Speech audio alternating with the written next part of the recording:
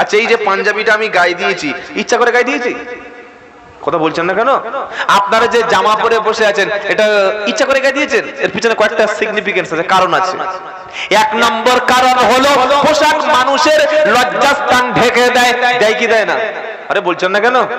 আর এখন মুসলমানের ছেলেরা ওই যে ফাটা প্যান্ট গুলো ছেলেরা পরছে, মেয়েরা পরছে, মানে লজ্জাস্থানটা একটু বার করবে বলছে। হ্যাঁ, ও দাম কিন্তু বেশি, 200-400 টাকা পাবেন না। আল্লাহ বলছেন পোশাক দিয়েছি, ইয়া বানি আদম কদ আনজালনা আলাইকুম লিবাসা ইউয়ারি সাওয়াতিকুম ওয়ারিসা। এটা 8 নম্বর পারা 12 নম্বর পৃষ্ঠা 6 নম্বর লাইনে 23 নম্বর 24 নম্বর আয়াত সূরার নাম আরব। আমি পোশাক দিয়েছি আদমের সন্তান লজ্জাস্থান ঢাকবে বলে, তোমাদের ভালো লাগবে বলে, তোমাদের তাকওয়া অর্জন হবে বলে। আর মুসলমানের ছেলে ফাটা প্যান্ট কিনে এনেছে, ছেলেও পরছে মেয়েও পরছে। তাইলে ভাই ফাটিয়েছিস যখন প্যান্ট, হাঁটুতে পাছাতে সামনেতে পিছনে, তো ওই জায়গায় ফাটাস না কেন? বললি এখানে ফাটানো যায়? তাহলে এত ফাটা যদি প্যান্টে থাকবে, তুই কি কষ্ট করে কি জন্য তুই আবার চেনটা খুলে পেশাব করি বলতে পারিস? সেই যখন প্যান্টটা ফাটা কিনেছিস, একটু বললে তো টেলার্সকে ওই জায়গাটা ফাটিয়ে এমনি আগে থেকে রেখে দেয়, মানে যাবো আর ছেড়ে দিয়ে পালাবো। পানি তো নিবি না, যে মাল কিনেছি পানি তো নিবি না। মরার তো ভয় নেই, আল্লাহর দেখে ভয় নাই। কুকুর যেমন পানি নেয় না, আমিও পানি নেব না। গাধা যেমন পেশাব করে না পাক বোঝে না, আমিও বুঝবো না। দাঁড়িয়ে তো পেশাবটা করতে হবে। যে প্যান্ট আমি কিনেছি ও প্যান্ট পরে বসার কোনো সুযোগ নাই, বসলে হয় পিছন থেকে ফাটবে, আর না সব শুধু খুলে পড়ে যাবে। কি বলছি কথা বুঝতে পারছেন না? এটাই নাকি ফ্যাশন, এটাই নাকি স্ট্যাটাস, এটাই নাকি আধুনিক। ছোট পোশাক, লজ্জাস্থান বার করা পোশাক, সতর আলগা করা পোশাক যদি আধুনিক আপডেট হয়, কুত্তার চাইতে আপডেট প্রাণী কে আছে ভাই? কি বলছি কথা বুঝতে পারছেন না? এমন একটা পোশাক পরেছে মানুষের লজ্জাস্থানের ধারে পাশের অংশ দেখা যাচ্ছে। আর এমন একটা পোশাক আমার বাড়ির স্ত্রীকে পরিয়ে দিয়েছি, যেটা দেখে মানুষ যেটা দেখে তার চরিত্র নষ্ট হচ্ছে, যেটা দেখে মানুষ চোখে জেনা করছে। এই রকম পোশাক কেনা এবং পরা হারাম।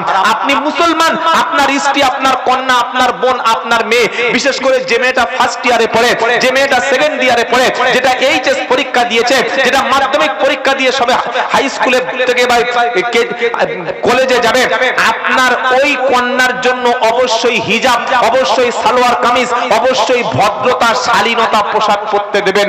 এটা আপনার জন্য বাধ্যতামূলক।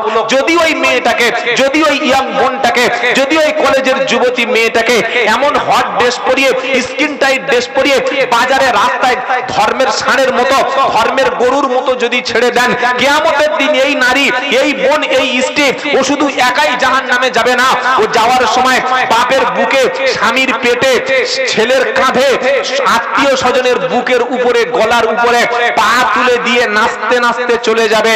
বললে কেন এটা কথাটা বলছেন? 24 নম্বর পারা 19 নম্বর পৃষ্ঠা 1 নম্বর লাইন 29 নম্বর আয়াত, সূরার নাম হামিম সাজদা।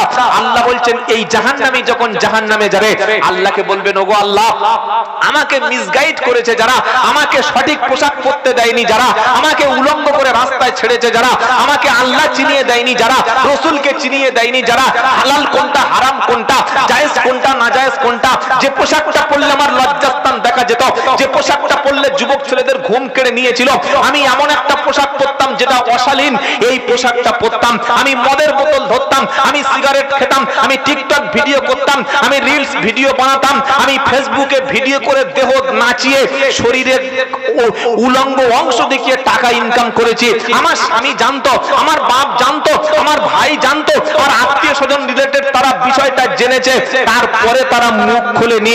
আজকের ওই গার্জেনকে দেখিয়ে দাও, ওদের বুকের উপরে পা তুলে দিয়ে দুনিয়ায় যেমন নাচতে নাচতে ভিডিও করেছি, আজকে নাচতে নাচতে জাহান্নামে যাব। কথাটা সূরা হামিম সাজদার 29 নম্বর আয়াতে লেখা আছে, যে কোনো ব্যক্তি মিলিয়ে দেখে নিতে পারে।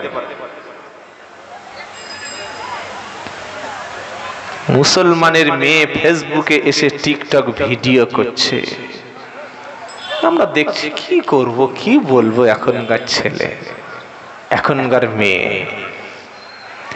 বিয়ের অনুষ্ঠানে মঞ্চ করে ছেলে আর মেয়ে দুজনে বসে এই ছবি ফেসবুকে আপলোড করছে। এই কুলঙ্গার পুরুষ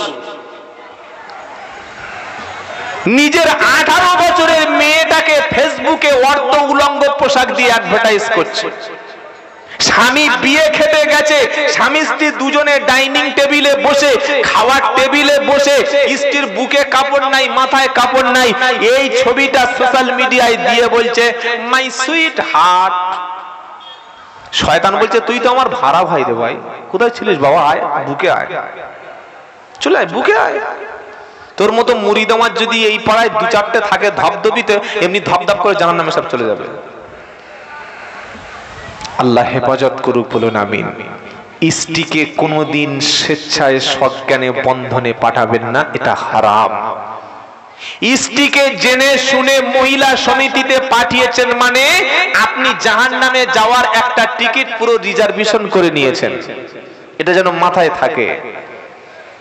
চায়ের দোকানে ব্যবসা ভালো চলে না বলে আগে এলসিডি লাগিয়েছিল, দেখছে কাস্টমার আসে না, পাশে সেলিমা ভাবির দোকানে ভিড় লেগে গেছে, এ বউকে বলছে আরে তুই দোকানে বসতে পারবি?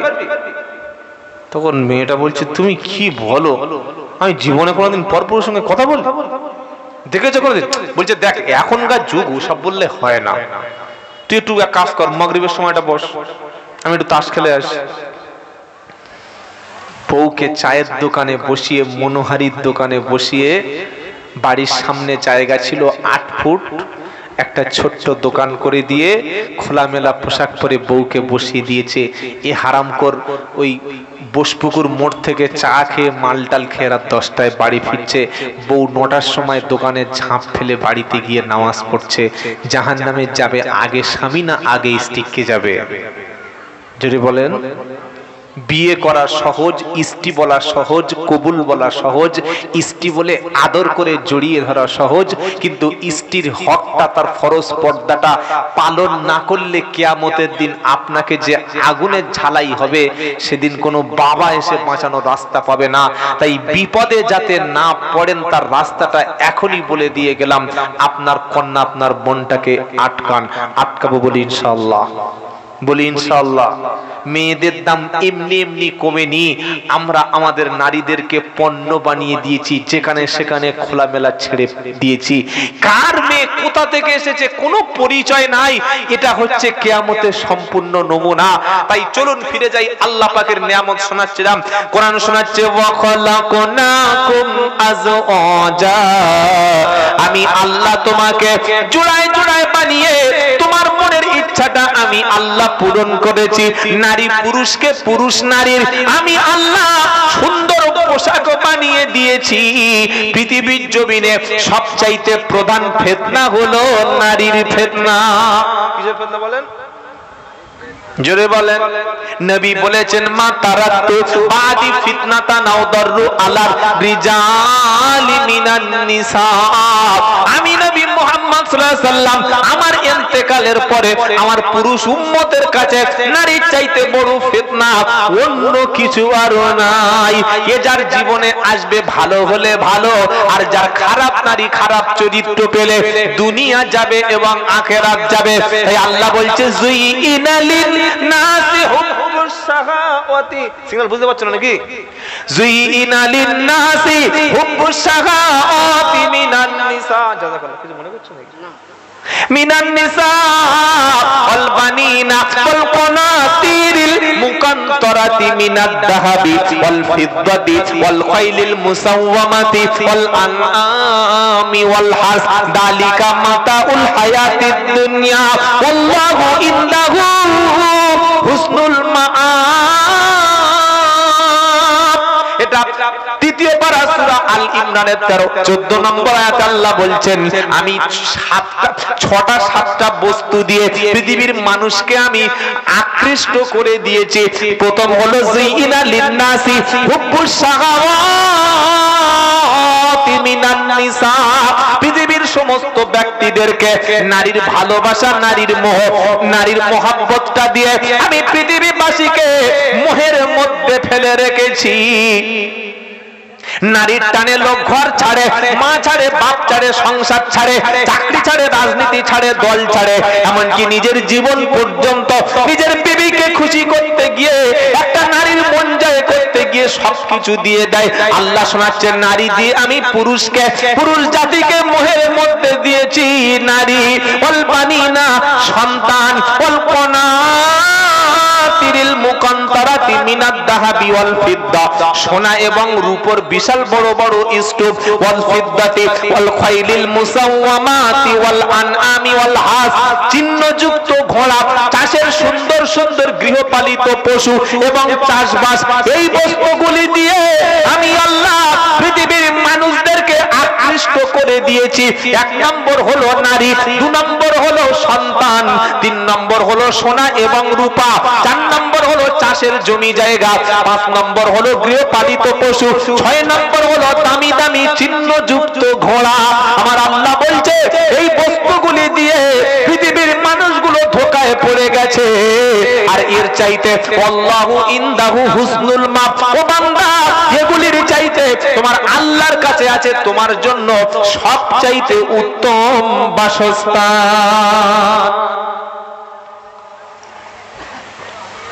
যে নারীটা তুমি বিয়ে করেছো, এই যৌবন রূপ লাবণ্য সারা জীবন থাকবে না। তিন ছেলের মা হয়ে গেলে তার মুখ দেখতে তোমার ভালো লাগবে না। ওর বয়স যখন 50 হবে আর বিবির কাছে রাতে ঘুমিয়ে সেই আরাম পাবে না। যখন 60 বছর বয়স হবে তখন তুমি তার হাত ধরে তুলবে, সে তোমার হাত ধরে তুলবে। যখন 70 বছর বয়স হবে আর তখন ঘুম চোখে আসবে না, রাত জেগে জেগে স্বামী স্ত্রী দুজনের পার হয়ে যাবে। আর তখন বলবে, বুড়িকে বলবে, হ্যাঁ রে সারা জীবন আমরা সংসার করেছিলাম, ছেলের জন্য এই করলাম, মেয়ের জন্য এই করলাম, আজ বৃদ্ধ বয়সে আমাদের পাশে নাই, এই আফসোস করে করে তোমার জীবনটা শেষ হবে। আল্লাহ বলছে তুমি দুনিয়ার নারীর ধোঁকায় পড়ে গেছো, মসজিদ ছেড়ে দিয়েছো, কোরআনুল কারীম তুমি দেখে এখনো পড়তে পারো না। কত মুসলমান আছে হাতে কোরআন দিলে কোরআন পড়তে পারে না, অথচ কোরআন পড়া পৃথিবীর সবচাইতে সহজ কাজ। কোরআন শিখতে সবচাইতে কম সময় লাগে। এই কোরআনটা মুসলমানের ছেলে পড়তে পারে না, কারণ দুনিয়ার ধোঁকায় পড়ে গেছে, ব্যবসার ধোঁকায় পড়ে গেছে, নারীর ধোঁকায় পড়ে গেছে। কত মা বিয়ের আগে শ্বশুর দেখতে গেছে, মা কোরআন জানো? বললে জানি। বলে পড়ো দেখি। শুরু করেছে, আউযুবিল্লাহ বিসমিল্লাহ, ইয়াসিনাল কুরআনিল হাকিম ইন্নাকা লামিনাল মুরসালিন আলা সিরাতিন মুস্তাকিম মানজিলাতুর রাকিম লিতুনদিরা কওমান মা উনদিরা। চোখ মুজে পুরো একদম 5G গতিতে পড়ে যাচ্ছে। শ্বশুর বলছে, মা সত্যি তুমি একটা কোরআনওয়ালা, তবে একটা আবেদন আছে। আমার যে ছেলে মানে পয়চন্দ্রবিন্দুকার ঠয়াকার সুন্দর ছেলে, ও কোরআন জানে না। মা তোমার কাছে একটা আবেদন, আমি তোমাকে বউ করে বাড়ি নিয়ে যাব, তবে শর্ত হলো তুমি প্রত্যেকদিন নামাজটা পড়বে আর আমার ছেলেকে একটু কোরআনটা শিখিয়ে দিও। মেয়ে বলছে ঠিক আছে ঠিক আছে, নো টেনশন, আমি করে দেবো। বাসর রাতে এসে কোরআন জিনিসটার প্রতি তার দূরত্ব তৈরি হলো। 1 বছর যেতে না যেতে সংসারের টানে যে মেয়েটা বিয়ের আগে ফজরের নামাজ কাজা করতো না, বিয়ের পরে এই মেয়েটার ঘুম ভাঙছে সকাল 9টায়। শাশুড়ি বলল, ছেলে মেয়েটা মরে গেছে নাকি রে? দরজা ভেঙে দেখছে কি। অথচ এই মেয়েটা ফজরের নামাজে আব্বাকে ডেকে মসজিদে পাঠিয়ে দিত, সংসারের পাল্লায় পড়ে কি ভুলে গেল? জোরে বলে, ভুলে গেল, নামাজ ছেড়ে দিল। জোহরের নামাজ ছেড়ে দিল রান্না করতে করতে, আসরের নামাজ ছেড়ে দিল ঘুমাতে ঘুমাতে, মাগরিবের নামাজ ছেড়ে দিল পাড়ার মেয়েদের সাথে গল্প করতে, আর এশার নামাজটা কাজা করলো সিরিয়াল দেখতে দেখতে। কি সুন্দর কাজ দেখেছেন সিস্টেম, কত সুন্দর সিস্টেম দেখেছেন না? দেখেন নাই? ফজর গেল স্বামীর কাছে, জোহর গেল রান্নাতে। শুনছেন আপনারা? রেগে যাচ্ছেন নাকি সব বললাম বলে? কি গো ভাইরা? ফজর গেল স্বামীর কোলে, জোহরে গেল রান্নাতে, আর আসর গেল ঘুমাতে, মাগরিব গেল গল্পতে। রাতের বেলা 7টা থেকে শুরু হলো সিরিয়াল, 8টার সময় আজান হলো, তখন কি আর চলে কোরআন? তখন সিরিয়াল চলতেই আছে, চলতেই আছে চলতেই আছে।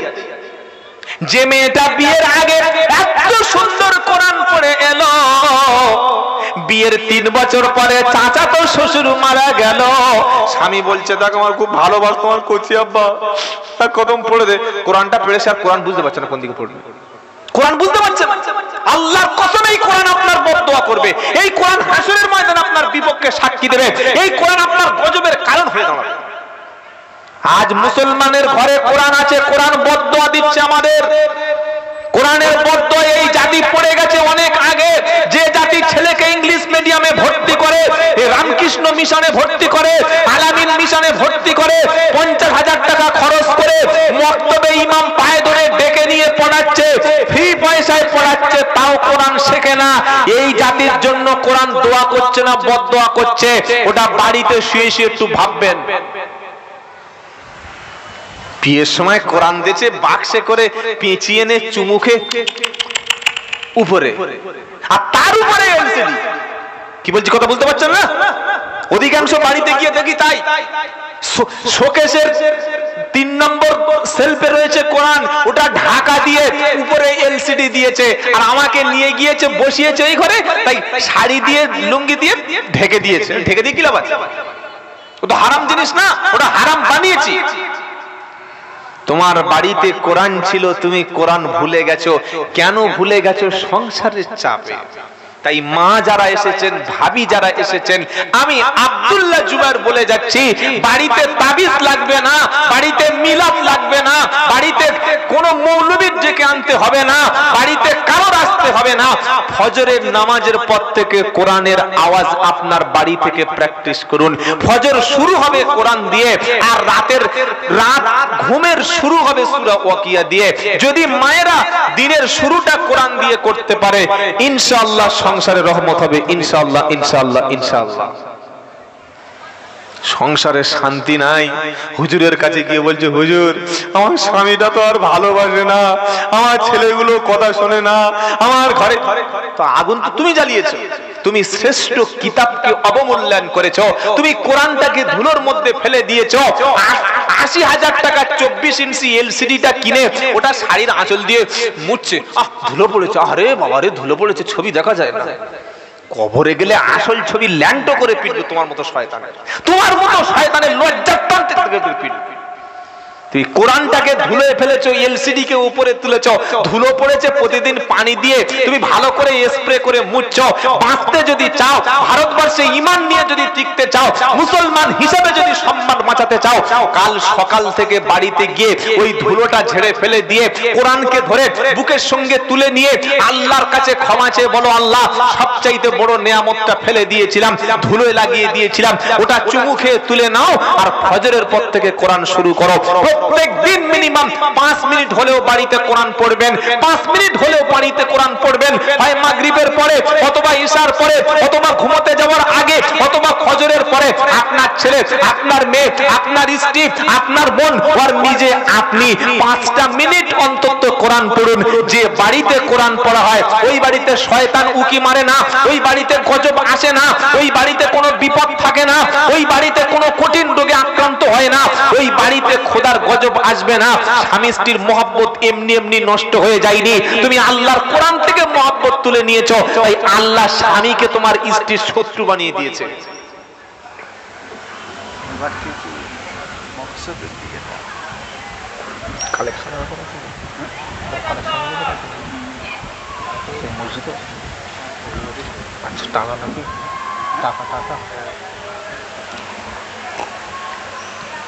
এই বাবাজিরা, কোরআনটা রাখবেন কোথায়?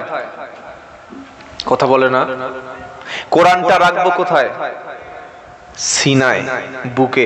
ইনশাআল্লাহ বলি ইনশাআল্লাহ। কাল থেকে ইমামের কাছে বসুন, ইমামের কাছে বসে কোরআন শিখে নিন। দাওয়াত ও তাবলীগের পবিত্র মেহনত হয় কি হয় না? হ্যাঁ না বলে না? তো এটা বলতে 3 সেকেন্ড সময় লাগলো। এই পবিত্র দাওয়াত ও তাবলীগের মেহনতের সঙ্গে জুড়ে যান। নিজের সন্তানটাকে ভালোবেসে কোরআন ওয়ালার কাছে পাঠিয়ে দিন।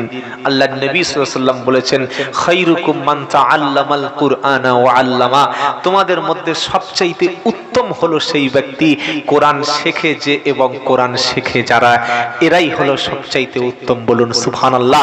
কিয়ামতের কঠিন মুসিবতের দিনেতে যেদিন স্ত্রী সেদিন স্বামীর কাছ থেকে পালিয়ে যাবে, যেদিন ছেলেটা বাপকে ভুলে যাবে, ইয়াওয়াদুল মুজরিমু লাউ ইয়াফতাদি মিন আদাবি ইয়াউমা ইদিন বিবানি ওয়া ফাসিলাতিহি আল্লাতি তুবি ওয়া মান ফিল আরদি জামিআ সুম্মা ইনজি কাল্লা ইন্নাহা লাযা নাযাআতাল লিশশাওয়া। সূরার নাম মাআরিজ 29 পারা। কোরআন শোনাচ্ছে, ওয়াদুল মুজরিমু লাউ ইয়াফতাদি ইয়াউমা ইদিন বিবানি ওয়া ফাসিলাতিহি আল্লাতি তুবি ওয়া মান ফিল আরদি জামিআ সুম্মা ইনজি। সেদিন জাহান্নামের আগুন থেকে বাঁচার জন্য বান্দা নিজের সন্তানকে সেদিন আগুনের মধ্যে ফেলে দিয়ে বলবে, রব্বানা আজকের জাহান্নামের আযাব থেকে আমার সন্তানকে নিয়ে নাও, আমাকে আযাব থেকে মুক্তি দাও। নিজের স্ত্রীকে জাহান্নামের দিকে চালিয়ে দিয়ে বলবে, রব্বানা মুক্তিপণ হিসাবে আমার স্ত্রীকে দিয়ে দিলাম, আর আপনি আমাকে জাহান্নাম থেকে বাঁচিয়ে নিন। নিজের জন্ম দেওয়া সন্তানকে বলবে, রব্বানা আমার কলিজার টুকরা সন্তানকে মুক্তিপণ হিসাবে তোমার দিয়ে দিলাম, আর আমাকে জাহান্নামের আযাব থেকে বাঁচিয়ে নিন। আমার আত্মীয়দের সবাইকে দিয়ে দিলাম জাহান্নামের আযাব থেকে, তাদের পরিবর্তে আমাকে বাঁচিয়ে নিন। ওয়া মান ফিল আরদি জামিআ, পৃথিবীর জমিনে যা কিছু সম্পদ দুনিয়াতে ছিল সবকিছু আযাবে দিয়ে নিজেকে মুক্তিপণ হিসাবে এর পরিবর্তে আযাব থেকে বাঁচতে চাইবে এই জাহান্নামী ব্যক্তি। আল্লাহ সেদিন বলবে, কাল্লা কখনো না, কখনো না, আমি তোমার ছেলে চাই না, তোমার স্ত্রী চাই না, তোমার পুত্র চাই না, সম্পদ কিছু চাই না, কিছুই আমি চাই না। আমি দুনিয়াতে চেয়েছিলাম তোমার একটু সেজদা। তুমি অপরাধ করেছো, রাতের বেলা ভুল বুঝতে পেরে আমার কাছে ক্ষমা চাইবে, জীবনের অন্যায়গুলোকে মাফ করে নেবে, রমজান মাসে রোজা রাখবে, তোমার আত্মীয় স্বজন পাড়া প্রতিবেশী যারা আছে তাদের তুমি একটু খেতে দেবে, তোমার ভাই তোমার বোন তোমার নিকট আত্মীয় যারা তারা বিপদে পড়লে তুমি পাশে দাঁড়াবে। আর রমজান শরীফের মাস হয়ে গেলে মসজিদ ছেড়ে দাড়ি চেঁচে ঘুরবে, তাই তো নাকি? রমজান মাসে মসজিদে দেখি ফেরেশতা, কি সুন্দর সুন্দর টুপি, সুন্দর সুন্দর দাড়ি। ঈদের নামাজ হয়ে গেল, মসজিদ ফাঁকা হয়ে গেল। সকলে বলি মসজিদ ভরাবো ইনশাআল্লাহ, বলি ইনশাআল্লাহ। আল্লাহর ঘর মসজিদ ছাড়লে এই ভারত আপনাকে ছাড়তেই হবে, এটা মনে রেখে দেবে। কোরআন যদি ছেড়েছেন এই দেশ থেকে বিতাড়ন আল্লাহ নিজেই করবেন, কাদের দিয়ে করবেন ওটা এখন বুঝে নেন। তাই কোরআনকে বুকে ধরুন, মসজিদকে বুকে ধরুন, আলেমদের সোহবতে বসুন। আলেম বিদ্বেষী হবেন না বিপদ পদে পদে। আজ আলেমের সাথে সম্পর্ক কতটুকু, আলেমের সোহবতে বসি কতটুকু, আলেমের কাছে আমরা সময় দিই কতটুকু। আলেম তো সহ্যই হয় না পাড়ার সেই ছেলেটা মাদ্রাসায় পড়বে যে ছেলেটা আর তার পড়াশোনা জীবনে হবে না, ওই ছেলেটা মাদ্রাসায় যাবে। খুব ব্রেনি মেরিটোরিয়াস স্টুডেন্ট, ব্রিলিয়ান্ট ছাত্র, কোনদিন মাদ্রাসায় বাদ দেবে? আমি হ্যাঁ বানায় জিজ্ঞাসা করছি, মুখটা একটু খুলুন।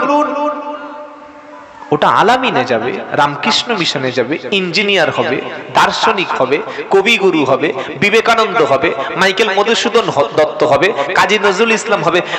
মূর্খ পচা 5000 টাকার ইমাম হবে। কোন মালটা মাদ্রাসায় যাবে? যারা পড়াশোনা হচ্ছে না ওকেই দিয়েছে মাদ্রাসায়। এই জাতি পুরো সিস্টেমটাই উল্টে দিয়েছে। আল্লাহ বলছে লান তানালুল বিররা হাত্তা তুনফিকু মিম্মা তুহিব্বুন। চতুর্থ পারার প্রথম আয়াতে লেখা আছে সূরা আল ইমরানে, তোমরা তোমাদের প্রিয় বস্তু আমার কাছে না দেওয়া পর্যন্ত তোমরা কল্যাণ অর্জন করতে পারবে না। আল্লাহ চেয়েছিল সবচাইতে ভালো ছেলেটা, প্রথম সন্তানটা, প্রথম গাছের ফলটা, প্রথম তোমার স্বামী স্ত্রী দুজনের সুন্দর ভালোবাসার ফসল, প্রথম সন্তানটা আমি আলেম বানাতে চেয়েছিলাম, প্রথম সন্তানটা হাফেজ বানানোর জন্য তোমার নিয়ত করা দরকার ছিল। চারটে ছেলে ডাক্তার, মাস্টার, ইঞ্জিনিয়ার হয়ে গেছে, ছোটটা পকেটমারি করতে গিয়ে ধরা পড়েছে, যা মাদ্রাসা যা। সকালবেলা গিয়ে সঙ্গে মাদ্রাসা সকালবেলা বসে আসে। হুজুর এসে বলছে কে চোরটা কে? বলছে না হুজুর রাম বলুনি, চোর না আমার ছোট ছেলে। বলছি চুল কি? এটা চুল কেটেছে, শয়তান দেখলে বিপদে পড়ে যাবে। এটা চুল কাটা বলে? সামনে ঘোড়া আর পিছনে চেঁচে এই পর্যন্ত উড়িয়ে দিয়েছে, উকুন গেলে দেখা যাবে। এই চুল কাটা চিন্তা করতে পারছেন? মুখে গুটকা, দাঁতের মাঝখানে 150 গ্রাম গুটকা আটকে আছে, ও নিয়ে গেছে মাদ্রাসায়। আর ভালো ভালো মালগুলো মিশানে এখানে ওখানে সব পার করে দিয়েছে। আল্লাহ বলছে এই রকম শয়তানি চিটিংবাজি আর কতদিন চলবে বল? ঠিক কুরবানির সময় মুসলমান তাই করে, কুরবানির সময় তাই করে।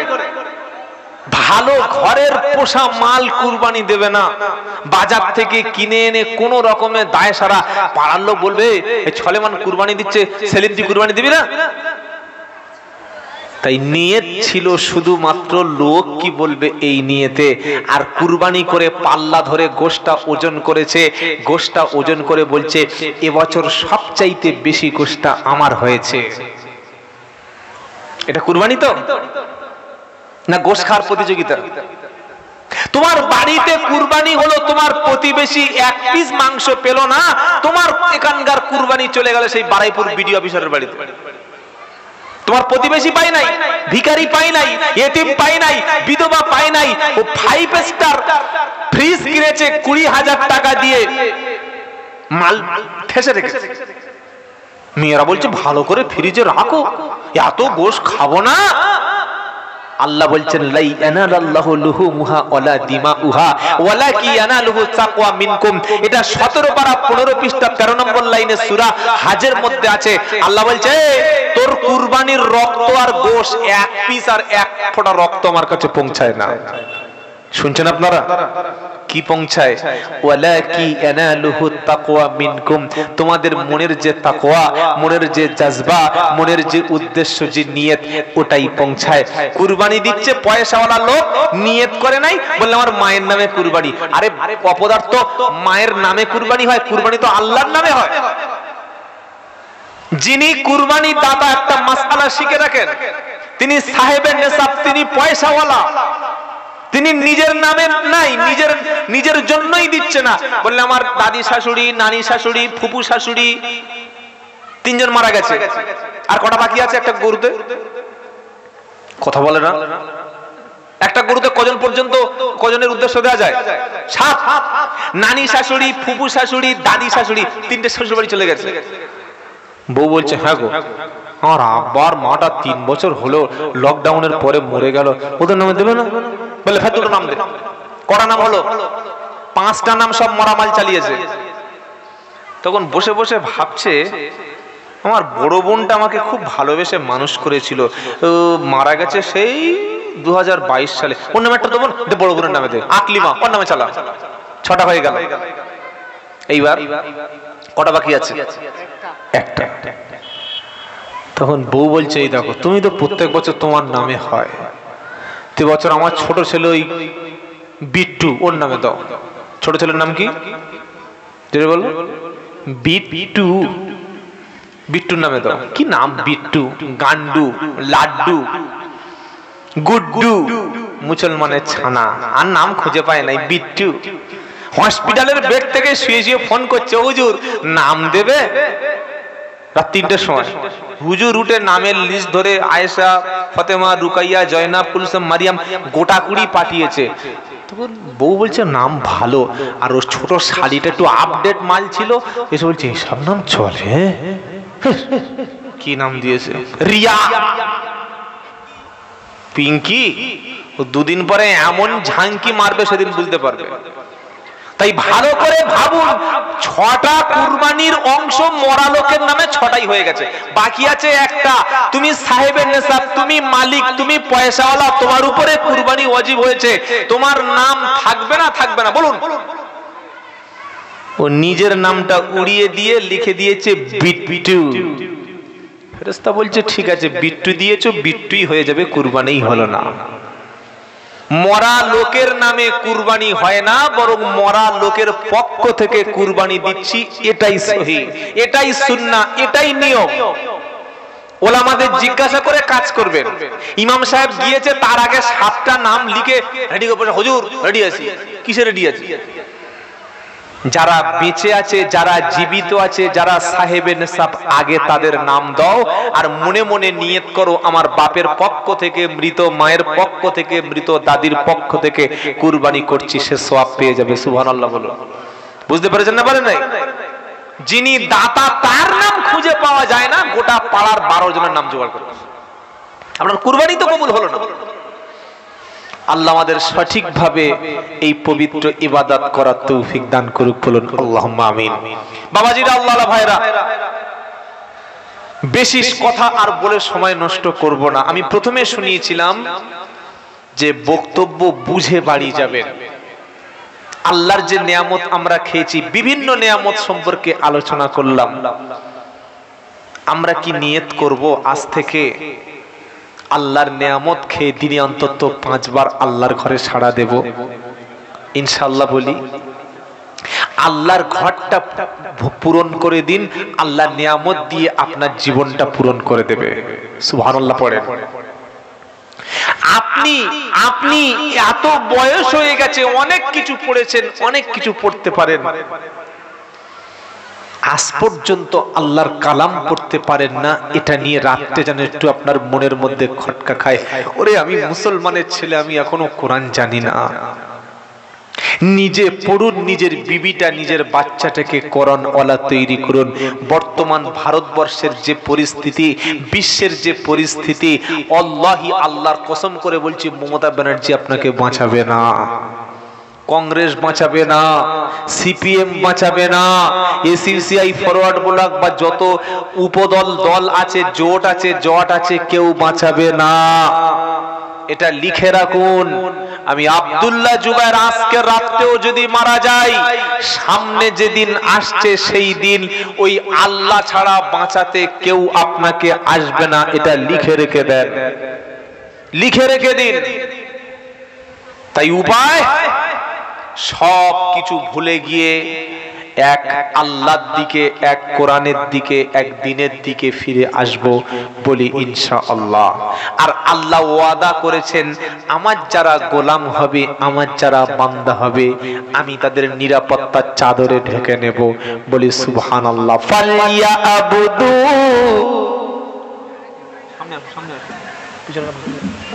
ফালিয়াবুদু رب هذا البيت الذي أطعمهم من جوع وآمنهم من। আহা, কত বড় কথা আল্লাহ আমাদের বলেছেন, কত সুন্দর পুরস্কার। সুবহানাল্লাহ বলে। ফালিয়াবুদু রব্ব হাযাল বাইত আল্লাযী আতআমাহুম মিন জু'i ওয়া আমানাহুম মিন খাউফ। তুমি যখন আমার বান্দা হবে, তুমি যখন আমার ঘরের মালিক আমি আল্লাহ, আমি যখন, তুমি যখন আমার গোলামি করবে, আমার বন্দেগী যখন করবে, সব দল থেকে নাম কেটে দিয়ে আমার যখন বান্দা হবে, আমি আল্লাহ তখন তোমার জন্য দুটো সুন্দর পুরস্কারের ঘোষণা। 1 নম্বর হলো আল্লাযী আতআমাহুম মিন জু। আমি আল্লাহ তোমার যখন ক্ষুধার অভাব হবে, তোমার যখন খাবারের প্রয়োজন হবে, আমি আল্লাহ তোমার খাবারের অভাব মিটিয়ে দেব। আল্লাযী আতআমাহুম মিনজু। আর দ্বিতীয়টা কি? ও আমানাহুম মিন খাউফ। ভয় যখন লাগবে, যখন তোমাকে শেষ করে দেবে, তোমাকে পৃথিবী বাঁচতে দেওয়া হবে না, তোমার নিরাপত্তা কেউ না দিলে আমি আল্লাহ তোমার নিরাপত্তা দেবই দেব। সুবহানাল্লাহ বলতে ইচ্ছা করে না? আমার গোলাম হও, আমার দাস হও, আমার ঘরে চলে এসো, আসবো ইনশাআল্লাহ বলি। একটু জিকির করুন সুবহানাল্লাহ আলহামদুলিল্লাহ লা ইলাহা ইল্লাল্লাহ লা ইলাহা ইল্লাল্লাহ।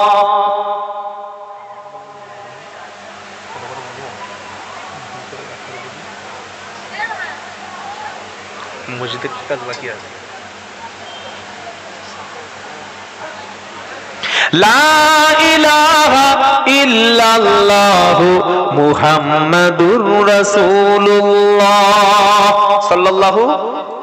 জন্ম আমার নবীর যুগে হলে কেমন হতো, জন্ম আমার নবীর যুগে হলে কেমন হতো।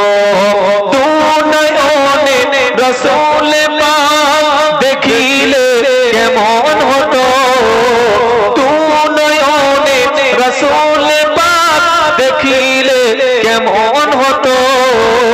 জন্ম আমার নবীর যুগে হলে কেমন হতো। নারায়ে তাকবীর, নারায়ে তাকবীর। আসিত ভেসে হযরতে বেলালের মধুর আযান, আসিত ভেসে হযরতে বেলালের মধুর আযান। যে আযানে ছিল এমন প্রেম মুগ্ধ রহমান, দয়ার নবীজির পিছে নামাজ পড়লে কেমন হতো। নারায়ে তাকবীর। কবি বলছেন দয়ার নবীজির পিছে নামাজ পড়লে কেমন হতো। জন্ম আমার নবীর যুগে হলে কেমন হতো, জন্ম আমার নবীর যুগে হলে কেমন হতো। দুনয়নে রাসূল পাক দেখিলে কেমন হতো। নারায়ে তাকবীর। অনেক কথা শুনেছি। আল্লাহর ঘর মসজিদ কার ঘর একটু জোরে বলুন। খাওয়া দাওয়া দুপুরে মনে হচ্ছে এলাকার লোকের কারোর হয়নি। হয়েছে বাবা? এই বাবা খাননি আপনারা? খেয়েছে। আর যারা বসে আছেন আমার তো মনে হচ্ছে সব বেটা ছেলে। হ্যাঁ, তা আওয়াজটা কই? মসজিদ কার ঘর? আল্লাহর ঘর। এটা বলতে লজ্জা আছে? আমি যদি আল্লাহর ঘরে, আল্লাহর ঘরের উন্নতির জন্য, আল্লাহর ঘরের কাজের জন্য, আল্লাহর দিনের জন্য কিছু সাহায্য করি, ওই সাহায্যটা ঘুরিয়ে 700 গুণ থেকে আরো বেশি বাড়িয়ে দেবেন কে? জোরে বলেন আল্লাহ। আচ্ছা বলুন, আপনাদের গ্রামে যে মসজিদটা আছে, এই মসজিদে যে খরচগুলি করেছেন, টাকা ব্যয় করেছেন, এই টাকাগুলি, অর্থগুলো রাজ্য সরকারের, কেন্দ্র সরকারের টাকা, না আপনাদের মতো সাধারণ মানুষের টাকা? জোরে বলুন।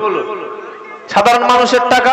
যারা টাকা দিয়েছিলেন, অর্থ দিয়েছিলেন, সম্পদ দিয়েছিলেন, টাকা দান করে, সাদকা করে জীবনে ফকির হয়ে গেছেন, আপনার জীবনে সবচাইতে বড় লস হয়ে গিয়েছেন। দান করার পরে আপনার আর কিচ্ছু নাই, এখন পুরো নিঃস্ব হয়ে গেছেন। এরকম কি আছেন? হাত তুলুন তো দেখি। আছেন কেউ? কেউ একজন আছেন? আল্লাহ বলছে তুমি যখন 1 গুণ আমাকে দেবে, ওটাকে আমি 700 গুণ করে ব্যাক করে ফিরিয়ে দেব। বলুন সুবহানাল্লাহ, বলুন সুবহানাল্লাহ।